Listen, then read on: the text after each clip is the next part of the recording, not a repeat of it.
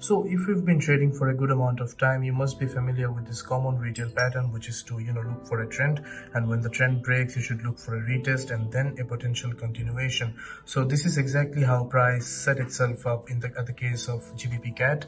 So GBPCAD was following this retail trend line, and then price broke out of this trend line, and literally every single retail trader was looking for a retest and then a continuation. So if we go to the 30-minute time frame, we can clearly see that price had created a retail wedge pattern, right? So as soon as people were looking for a breakout of this retail wedge pattern to the upside, and when it did, they were looking to go long. So as soon as this candle closed out of this wedge and people saw this as a potential breakout from the wedge, people were ready to go long.